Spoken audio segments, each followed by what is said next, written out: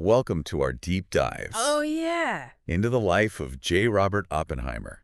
The father of the atomic bomb. Right. And we've got all these biographical excerpts here, and we're going to try to unravel this brilliant, enigmatic figure. Yeah, I think a lot of people, they know the name Oppenheimer. They know the movie. They know the Manhattan Project, but there's so much more to his story. Yeah, and it's a story of, just towering intellect. Yeah. Deep moral conflict. Oh, yeah. This guy was really wrestling with some major stuff.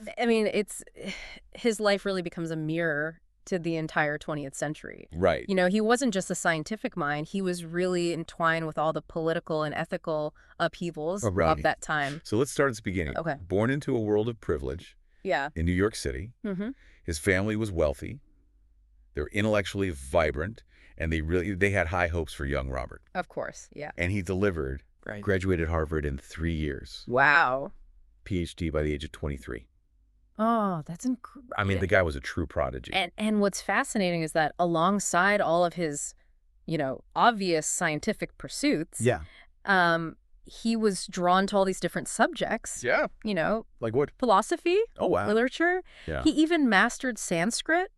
Like, this intellectual breadth wasn't just a hobby for him. Yeah. It really shaped his worldview. And I think it foreshadowed his later struggles. Oh, interesting. With, this morality of absolute power. I see. Yeah, that's fascinating. Yeah. And he attended the Ethical Culture School. Right. Which kind of right there in the name emphasizes moral development alongside intellectual growth. Yeah. I wonder how much of that stayed with him. It's a great question. Imagine this future architect of the atomic bomb wrestling with these ethical dilemmas even as a young student. Really speaks to the complex tapestry of human nature. Even geniuses have their vulnerabilities and contradictions. Okay, so picture this. Okay. He heads to Göttingen, yes. Germany, a hub for theoretical physics in the 1920s. It was the place to be. He's studying with the giants of the field, Max Born. Oh, wow. Diving headfirst into quantum mechanics. The cutting edge. And I feel like here we start to see a connection between the science and his personality. This is really interesting because you have quantum mechanics, which was revolutionary. Okay. It questioned the very foundations of classical physics. Right. Embracing uncertainty, probability. Yeah. This wasn't just a scientific theory for Oppenheimer. Right. It was a lens through which he viewed the entire world. Interesting. A world where certainty was elusive and consequences were really hard to predict. And all of this is happening as the world is in turmoil. Of course. The 1930s, the Great Depression, the rise of fascism. There's a lot going on. And these weren't just headlines to Oppenheimer. No. This really shook him. Absolutely. Pushed him toward leftist political causes. Yeah. He saw firsthand the suffering caused by, economic hardship. Right. And then the threat of these totalitarian regimes. And this fueled his passion for social justice. Yeah. And workers' rights. And as we'll see, these political leanings would come back to haunt him. Yeah, and then World War II erupts. Right. And suddenly the world needs a miracle. They need something. Enter the Manhattan Project. Right. For those who need a refresher, the Manhattan Project was a top-secret U.S. effort to develop an atomic bomb before Nazi Germany could... Huge undertaking. It was a gamble. Yeah. A race against time with the highest possible stakes. Absolutely. They needed someone to lead this scientific charge. And surprisingly, they turned to Oppenheimer. Surprising, because his background was primarily in theoretical physics. Yeah, he wasn't exactly building bombs in his spare time. A lot of colleagues were skeptical. Really? But Oppenheimer had this unique ability to inspire, to manage all these brilliant, often eccentric minds, and to really see the big picture. This made him the ideal, albeit unexpected choice to lead the project at Los Alamos. Los Alamos. Yeah. Wow. Yeah. So Oppenheimer's in Los Alamos, New Mexico, this secret city in the desert. Yeah. Leading this team of the brightest minds on the planet. Oh, yeah. Fermi, Feynman, Teller. All big names. Working day and night to unlock the secrets of the atom. Can you imagine the pressure cooker they were all in? It was a truly unprecedented scientific endeavor. Yeah. They were pushing the very boundaries of human knowledge, working under immense pressure, Right. knowing that the fate of the world quite literally might hang in the balance. Right. And Oppenheimer, with his intellect and his charisma, he became the conductor of this incredible orchestra of brilliance. It's amazing he even introduced the badge security system at Los Alamos. Oh, yeah. Which is still a hallmark of high security facilities today. That's right. I mean, he understood the gravity of the situation. Yeah. He knew the stakes were incredibly high. Yeah. And he took every precaution to ensure the project's secrecy and security. Then comes the Trinity test. Right. In July 1945. Yes. The first successful detonation of an atomic bomb. The world changed forever. What a moment that must have been for Oppenheimer. Oh, yeah. Seeing the terrifying power they had unleashed. It was a pivotal moment, not just for the war, Right.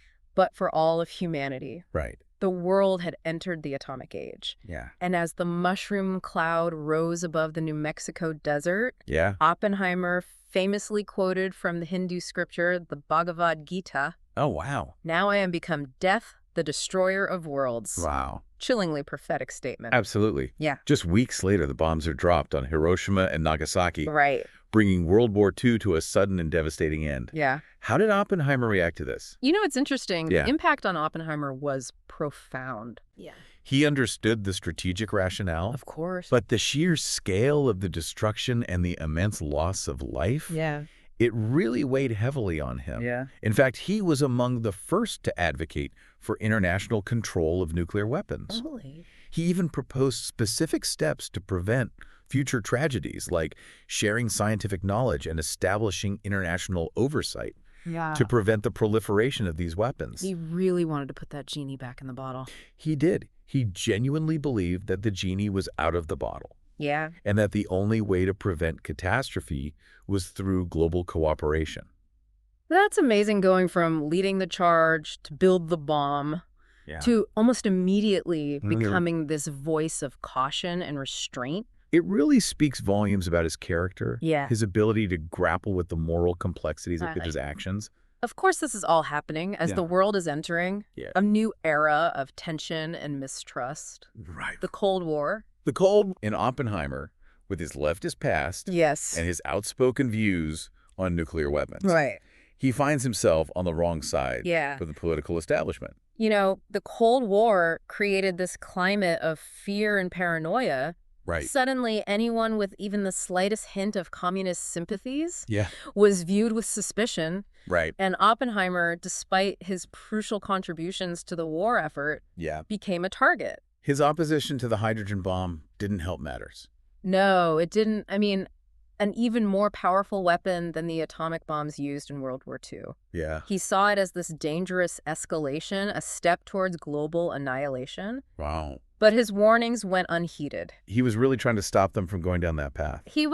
Oppenheimer understood the scientific principles behind the hydrogen bomb, and he was horrified by its potential destructive power. He argued passionately against its development, both on moral and practical grounds. He believed that such a weapon would only serve to escalate the arms race and increase the likelihood of a catastrophic conflict. What, they didn't listen? They didn't. The Cold War logic had taken hold. And the pursuit of ever more powerful weapons became the driving force of national security policy. And then came the 1954 security hearing. Oh, boy. A major turning point in Oppenheimer's life. Absolutely. His loyalty to the United States was questioned. Right. His past associations were scrutinized. And ultimately, his security clearance was revoked. This hearing was a travesty. Wow. A politically motivated attack on a man who had dedicated his life to his country. Yeah. His past political leanings, which were never a secret, were suddenly blown out of proportion. I mean, were they really trying to make an example out of him? It was guilt by association at its worst, fueled by the Red Scare hysteria that was gripping the nation. Punishing him for having a conscience. You could certainly argue that the security hearing was a clear attempt to silence Oppenheimer, to make an example of him. They wanted to send a message: don't question the government, especially when it comes to national security. Wow. This episode was a dark chapter in American history, a stark reminder of how fear and ideology can be used to stifle dissent and punish those who dare to speak truth to power. What a devastating blow this must have been. It was. It was a crushing setback, both personally and professionally. Yeah. But to his credit, Oppenheimer didn't retreat into bitterness. Oh, good. He knew he could no longer influence policy directly. Yeah. So he shifted his focus to academia, returning to his roots as a teacher and a scholar. He became the director of the Institute for Advanced Study in Princeton. Yes. A haven for some of the world's most brilliant minds. Absolutely. I mean, the Institute was the perfect environment for Oppenheimer. Yeah. He surrounded himself with brilliant colleagues engaged in these deep philosophical discussions and continued to explore the profound questions that had always fascinated him.